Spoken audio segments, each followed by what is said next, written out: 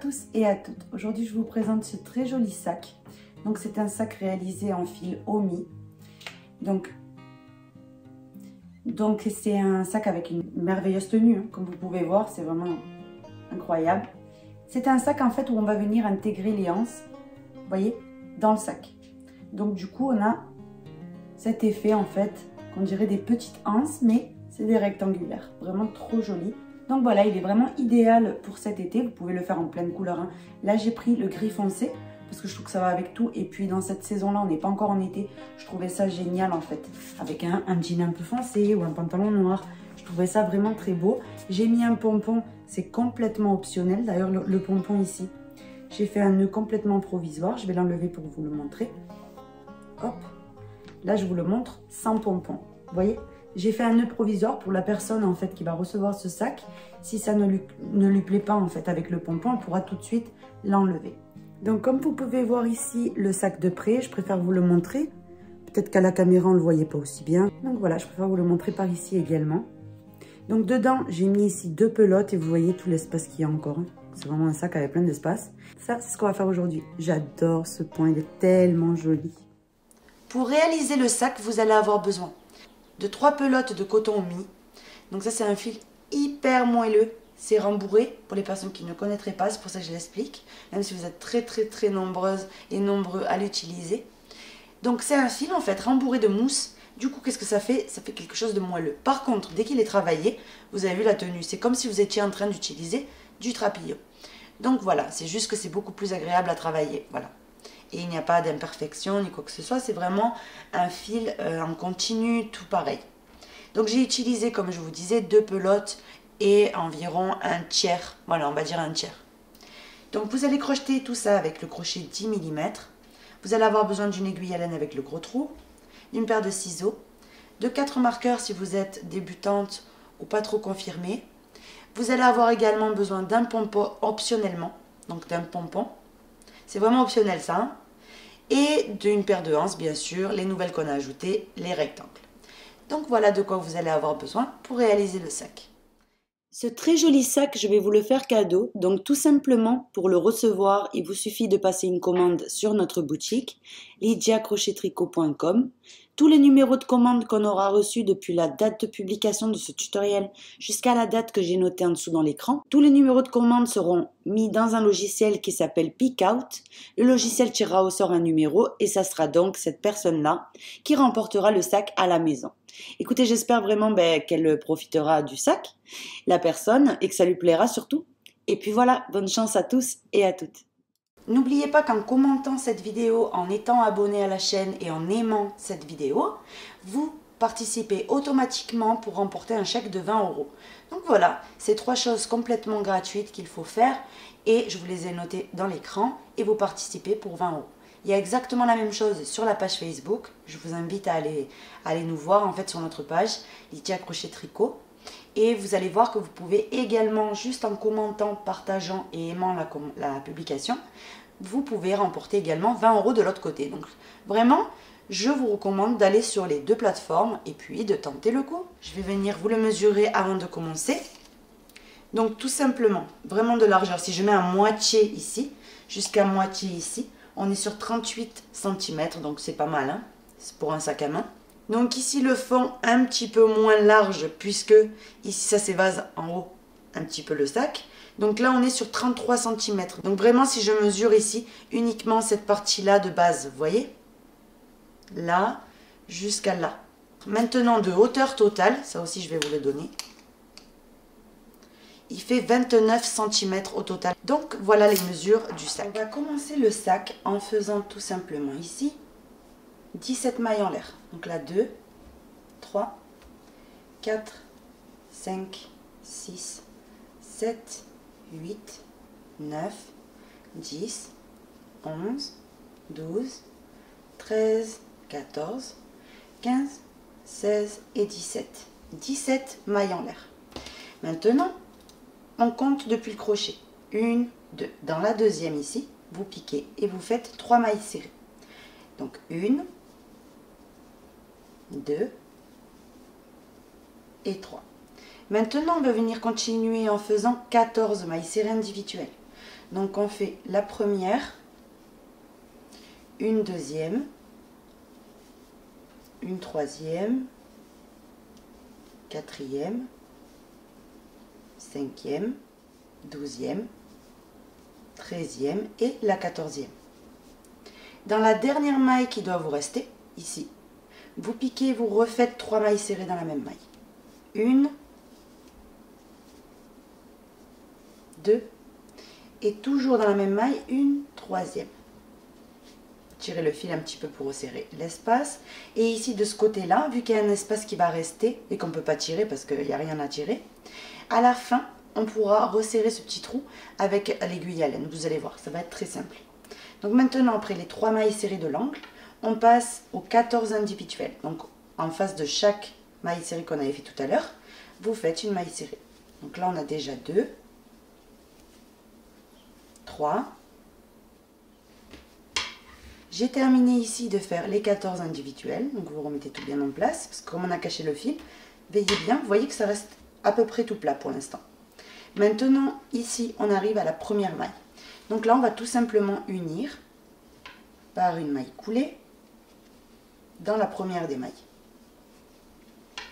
Maintenant, on commence le deuxième rang, une maille en l'air. Ici, dans ces 3 mailles qu'on avait fait dans l'angle, vous allez faire une augmentation sur chacune. Donc on commence. Dans la première, vous piquez et vous faites une. Et une deuxième maille serrée dans la même maille. On passe à la suivante. Une et une deuxième maille serrée dans la même maille. De nouveau, on passe dans la prochaine. Une et une deuxième maille serrée dans la même maille. Donc là, j'ai fait 3 augmentations d'affilée. On continue en faisant, ici, en faisant 14 mailles serrées. Une,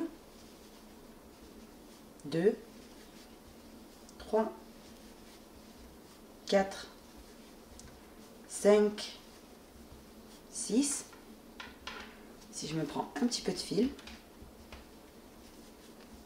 7, 8, 9, 10, 11, 12, 13 et 14. Maintenant, on atterrit de nouveau dans les 3 mailles de l'angle. 1, 2, 3. Donc ici, ne vous inquiétez pas si ça rubique ou quoi que ce soit. Hein. Ça va rester bien plat ensuite. Donc ici, 1, 2, 3. Dans les 3, on fait une augmentation. Donc dans la première, on fait 2 mailles serrées. 1 et 2. Dans la deuxième, c'est reparti. On pique, on fait 2 mailles serrées. 1 et 2. Et dans la troisième, la même chose. 1 et 2 mailles serrées. On continue en faisant 14 mailles serrées individuelles. 1, 2, 12, 13 et on va faire donc la numéro 14. Comme ceci. Là, le petit morceau blanc, c'est le fil que j'ai caché tout à l'heure. Donc ça, pour l'arranger, vous avez juste, vous voyez, qu'à tirer un petit peu et hop, il se cache tout seul. Donc maintenant qu'on a fini les 14 mailles serrées individuelles, on unit à la première maille serrée du rang par une maille coulée. Donc là, ce que vous pouvez faire, si vous êtes débutante par exemple et que vous avez un petit peu peur de vous perdre, en fait vous prenez des marqueurs, vous voyez, on va en prendre ici 4 et on va venir marquer les angles en fait à chaque fois, si vraiment vous êtes débutante et que vous vous perdez un petit peu. Donc du coup, pour éviter ça, eh bien on vient marquer. Donc on fait une maille en l'air. Ici, vous avez une augmentation, une deuxième augmentation, une troisième augmentation. Donc là, la séquence que vous allez faire, c'est une augmentation au départ. Donc dans la première maille, vous faites 2 mailles serrées, comme ceci, et vous venez marquer la première de ces 2. Donc marquez juste le brin arrière, ça suffit. Vous voyez? Maintenant, on fait dans la maille suivante une maille serrée individuelle.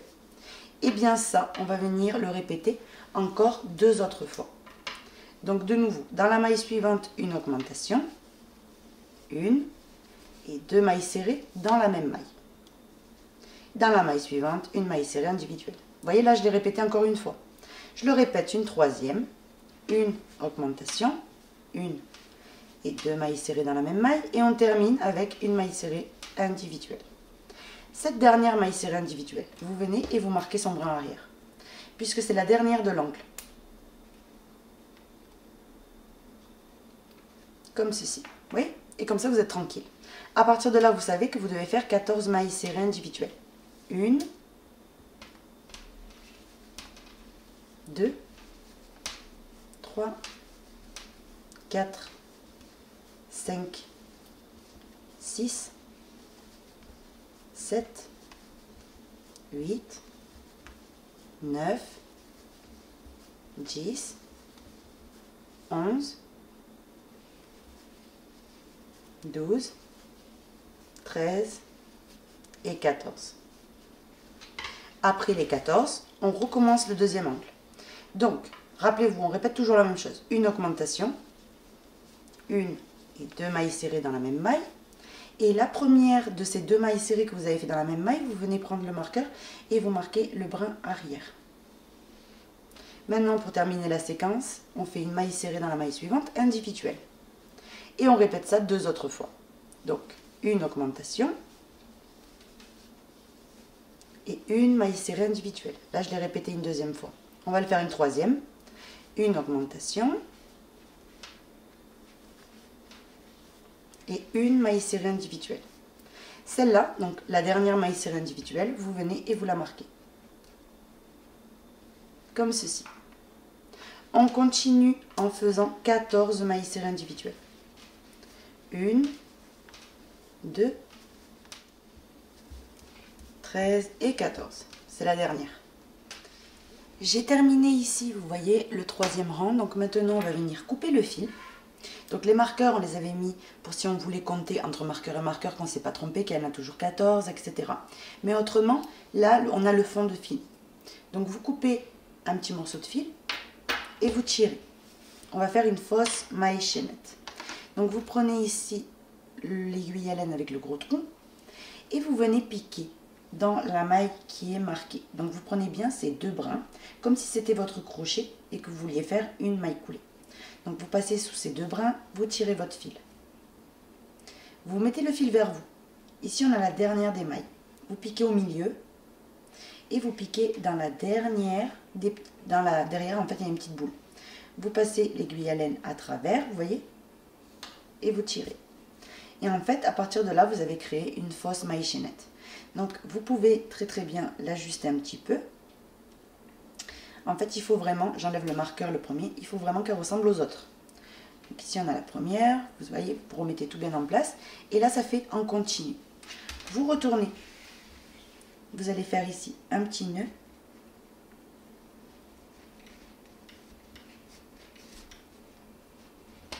Et vous allez venir cacher votre fil à travers l'ouvrage.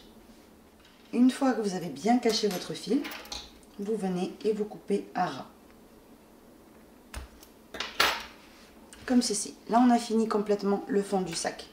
On enlève maintenant tous les marqueurs.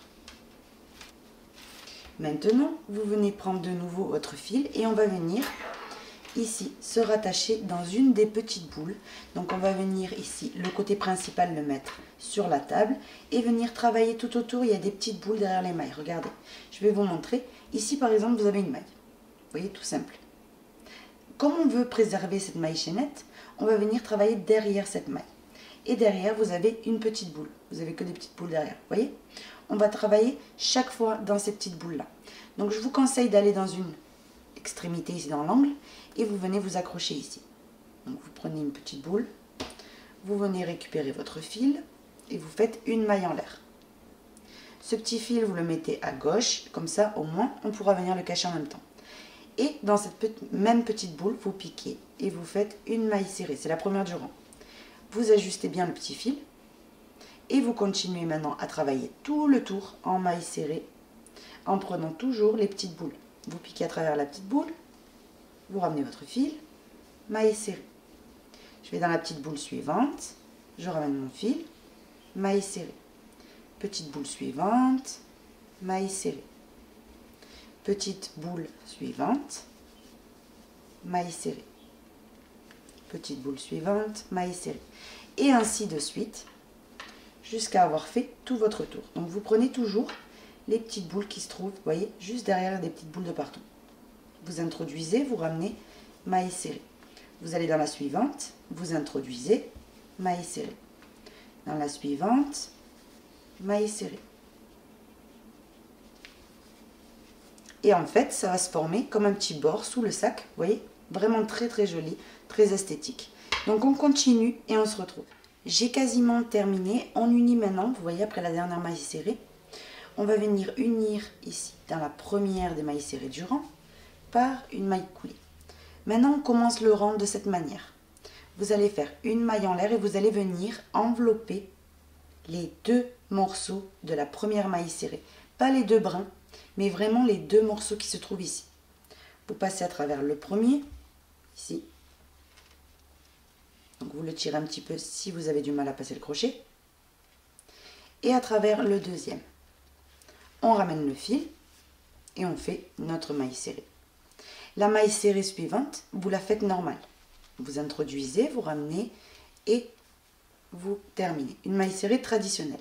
La suivante, je dois attraper ces deux petits morceaux. Pas les deux brins de la maille, mais en dessous, les deux brins. Vous voyez, ici. Comme ceci. Je ramène mon fil, je l'allonge un petit peu, maille serrée. La suivante, normale. La suivante, on attrape les deux petits morceaux de la maille serrée. On ramène et on l'allonge et on la termine. La suivante, normale. La suivante ici, on introduit les deux morceaux et on fait notre maille serrée. Donc ainsi de suite jusqu'à terminer tout le rang. J'ai terminé, donc vous devez terminer par une maille serrée normale, puisqu'on a un chiffre pair. Donc maintenant on unit à la première maille serrée qui était une maille serrée, vous voyez un petit peu en relief, par une maille coulée. On ajuste et on commence. Vous faites une maille en l'air et ici même une maille serrée. Maintenant, la maille suivante ici, vous voyez, qui est une maille serrée normale, on fait comme tout à l'heure. On introduit le crochet à travers les deux petits morceaux de cette maille serrée. On ramène le fil, on l'allonge, maille serrée. Sur la maille serrée allongée de tout à l'heure, maille serrée normale. Ici, on a une maille serrée normale. On introduit à travers ces deux petits morceaux. On allonge et on termine. La suivante, qui est une en relief, une maille serrée normale par-dessus. Et vous allez venir inverser tout ce que vous voyez en fait à chaque fois. Donc, on continue. Vous allez voir, ça va faire une très jolie, enfin un très joli point. Donc, une allongée, une normale. Quand vous faites la normale, faites la lâche. Ça va être très facile ensuite d'introduire le crochet dans le rang suivant. Vous voyez là, j'ai travaillé moins lâche au premier rang. Et du coup, c'est un peu plus dur. Une maille serrée normale, une maille serrée allongée. Une maille serrée normale, une maille serrée allongée.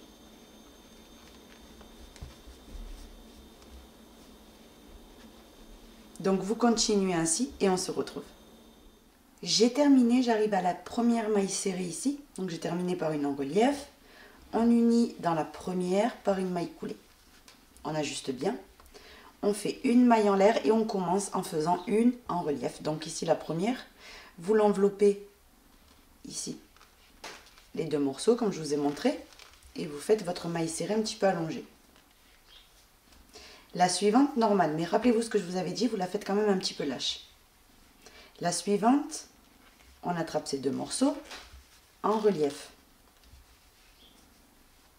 La suivante, un petit peu lâche mais normale. La suivante en relief. La suivante normale. La suivante un petit peu en relief.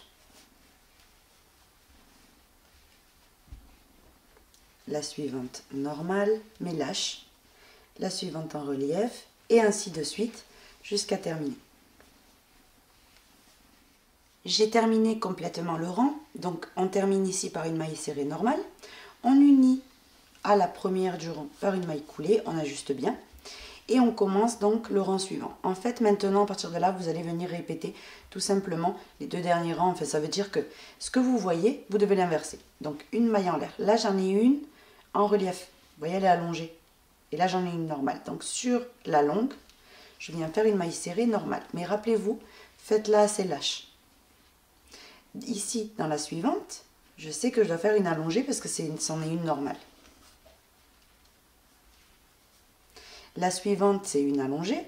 J'en fais une normale, mais lâche. La suivante, c'est une normale, donc j'en fais une allongée.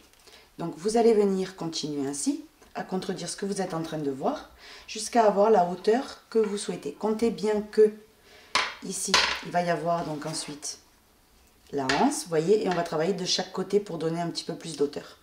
Donc moi, ce que je vais faire, c'est continuer, vous dire combien de centimètres j'aurai. J'ai terminé ici la hauteur totale que je souhaitais du sac. Donc au total de relief, regardez quand je les compte comme ça, d'auteur, 1, 2, 3, 4, 5, 6, 7. Vous voyez? Donc maintenant, une fois que c'est bon, vous avez tous fait le même nombre de rangs, vous voyez, de relief. On va venir tout simplement. Donc là, il faut porter beaucoup d'attention. Ça va sûrement prendre 5 minutes. C'est très très important de le faire correctement. Autrement, le sac sera gâché. Donc, vous vous préparez des marqueurs et on va venir marquer. Donc, on a 46 mailles. Maintenant, on prend nos poignées. Vous voyez? Vous prenez votre poignet et vous allez viser en fait le centre à peu près du sac. Et on va venir marquer. Vous voyez la maille qui dépasse à côté de la anse. C'est approximatif, hein? On peut venir changer par la suite. On reprend la anse et on vient faire la même chose. Hop, celle qui dépasse sur le côté de la anse. Donc là, de libre, j'ai laissé 1, 2, 3, 4, 5, 6, 7, 8, 9, 10, 11. 11 libres. Maintenant, on va venir faire la même chose de l'autre côté. Donc vous venez et vous venez tout simplement ici marquer à peu près la même chose. Je vous répète que c'est vraiment approximatif pour l'instant.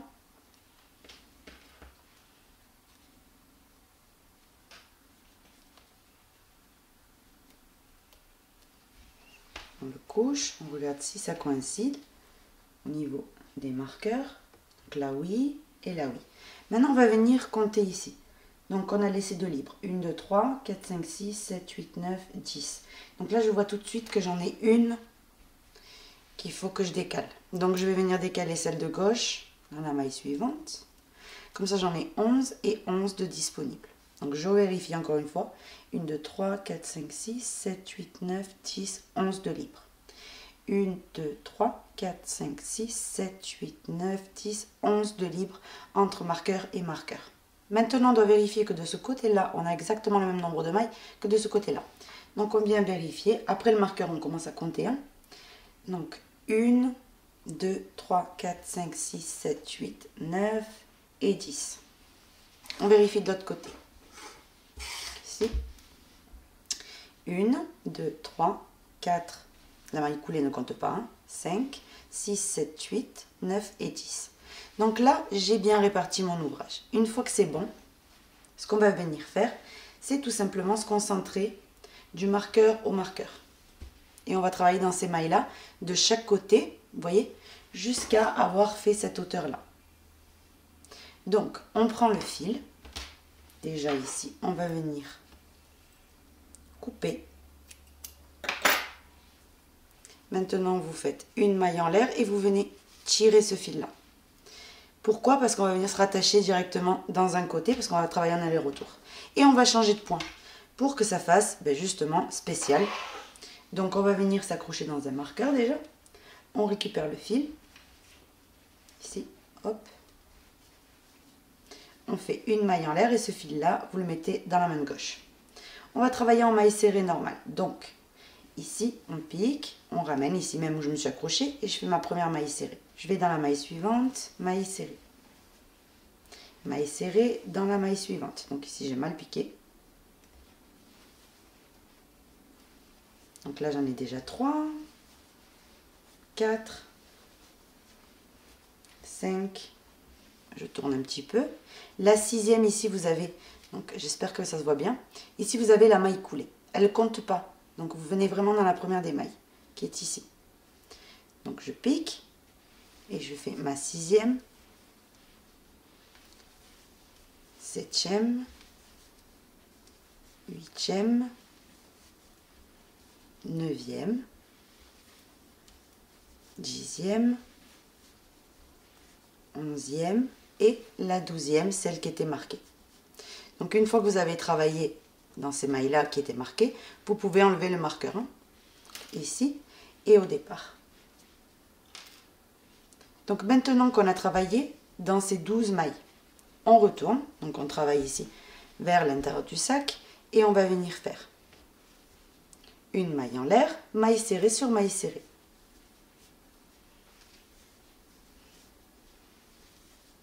Tout simplement.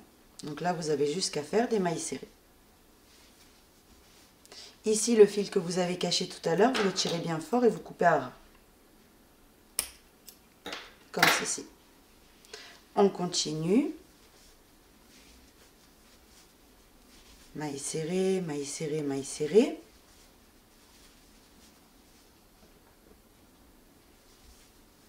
Maille serrée et dans la dernière, maille serrée. On retourne. Et on refait la même chose. Une maille en l'air, des mailles serrées dans toutes les mailles.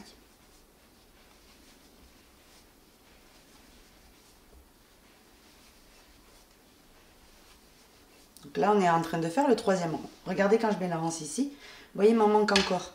Ici, je vais sûrement faire encore 2 rangs. Vous voyez? Avec des mailles serrées. Donc ici, je vais venir me rattacher avec la troisième bobine et on se retrouve. Je me suis rattachée avec la nouvelle bobine, on retourne, on passe au rang suivant qui est identique. Donc une maille en l'air, maille serrée, dans toutes les mailles, une maille serrée individuelle. Donc là, ça a l'air, vous ne croyez pas que c'est compliqué, hein, c'est ultra simple. C'est juste qu'évidemment, comme je suis sous la caméra, en fait, je suis un petit peu loin de ce que je suis en train de faire, donc du coup, je ne peux pas le tenir comme vous allez le faire. Donc, on continue.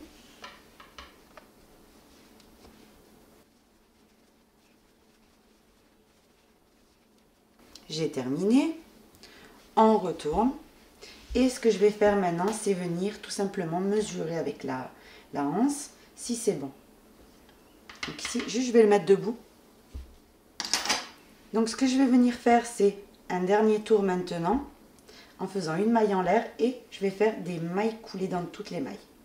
Donc maille coulée, dans la maille suivante, maille coulée, maille coulée, maille coulée et je vais faire des mailles coulées dans toutes les mailles, tout simplement. Donc je le mets correctement, hop.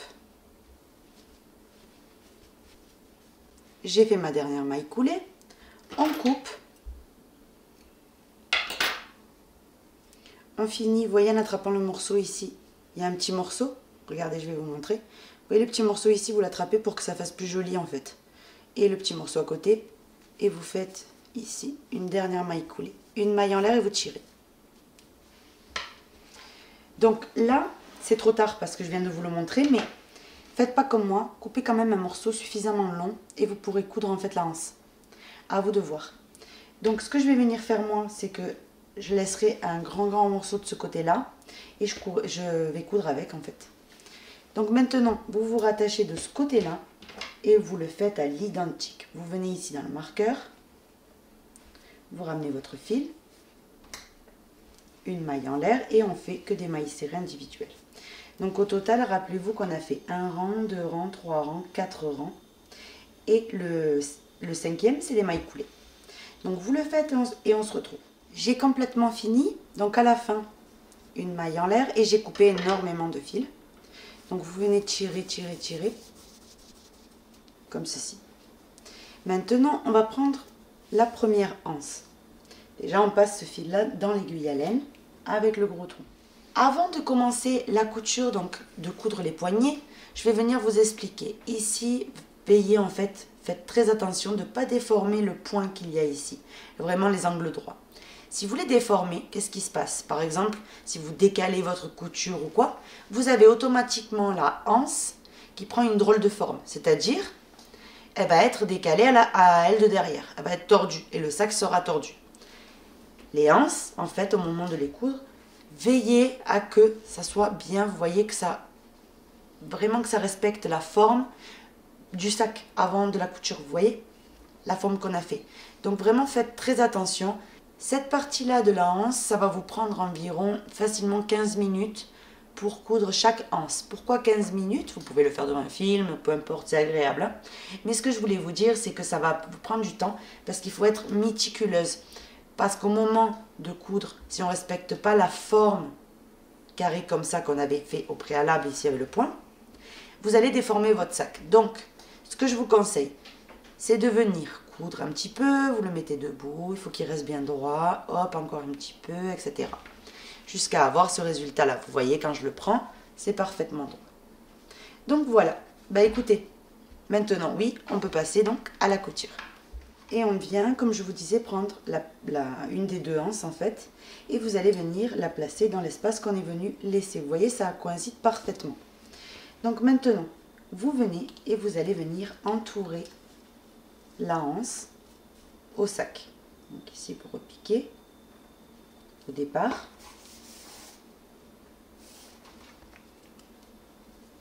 Vous repassez par en dessous. Vous piquez juste ici à côté. Vous repassez par en dessous. Et vous allez coudre votre anse de cette manière. Par contre, il ne faut absolument pas qu'on voit un espace. Donc vous allez veiller à bien serrer. Vous voyez, n'hésitez pas, comme les cordons, hein, à resserrer bien correctement. Et vous continuez d'assembler. Si vous voyez qu'il faut piquer 2 fois dans le même endroit pour que ça soit opaque, faites-le. Hein.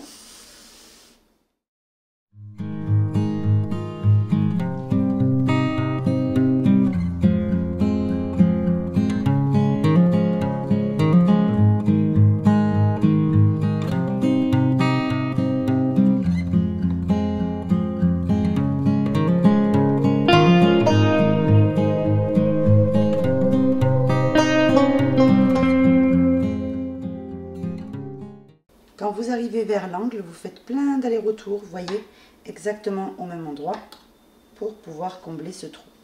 Enfin, cet angle plutôt. Maintenant, on vient piquer donc pour atterrir derrière.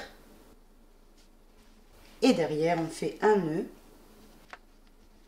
Donc ici, juste je précise que les taches que vous voyez sur mes mains, c'est des fleurs de lys en fait.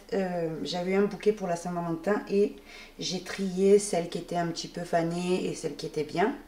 Et le problème, c'est qu'ils ont un espèce de pollen dedans qui colore sur les mains, donc ce qui peut se piquer le jaune. Je me suis lavé les mains plein de fois et ça part pas. Donc voilà. Donc ici, hop. Vous le cachez, vous le cachez, vous le cachez. Vraiment, il faut que ça soit bien sécurisé. Une fois que c'est bon, vous allez venir tout simplement couper votre fil. Cacher les petits fils que vous pourriez y avoir. Moi, par exemple, quand je les cache, pour que ce soit plus simple, vous pouvez très bien vider la mousse. Donc, je vais vous montrer ici comment vider la mousse. Vous prenez la mousse, en fait, et vous tirez le tissu. Vous voyez, vous le tirez comme ceci. Et vous venez couper la mousse. Et ensuite, vous avez juste qu'à tirer sur le fil ici, en tissu. Et du coup, vous voyez, c'est tout vide. Donc voilà, si ça peut vous aider, pourquoi pas. Donc voilà, donc ce que je vais faire maintenant, c'est prendre la deuxième anse et on va venir tout simplement la coudre. J'ai complètement fini de coudre donc les deux anses. Voilà ce que vous devez donc obtenir. Donc ici, je vous le montre debout. Vous voyez, bon là il n'y a rien à l'intérieur, mais si je commence à mettre une pelote par exemple, vous voyez, je vous montre la tenue, il tient parfaitement. Et ça c'est dû au fil Omi, vraiment incroyable. Pour les personnes qui voudraient mettre le pompon, donc moi personnellement maintenant je vais venir le mettre. Donc j'ai pris le fil Omi, j'ai transpercé vraiment dedans le fil et j'ai fait un nœud. Donc vraiment, alors là c'est sécurisé 100%. Donc une fois que vous avez donc fait ça, ce qu'on va venir faire tout simplement, c'est venir glisser un côté et ensuite l'autre à travers le sac. Donc vous prenez le côté principal que vous aimez le plus, vous passez d'abord un fil, on prend le deuxième, on fait la même chose, un petit peu à côté. Et ici, vous pouvez soit le plaquer comme ça, soit le laisser un petit peu pendre. À vous de voir le résultat que vous cherchez. Donc ce que je vais faire ici, moi, ici je vais faire un nœud provisoire puisque ce que je veux en fait, c'est que la personne qui va recevoir le sac puisse choisir si elle préfère le mettre ou pas. Donc, je vais venir faire un petit nœud comme dans les baskets, hein, tout à fait normalement, comme ça. Provisoire, vraiment, uniquement parce que je ne sais pas si la personne va aimer ou pas.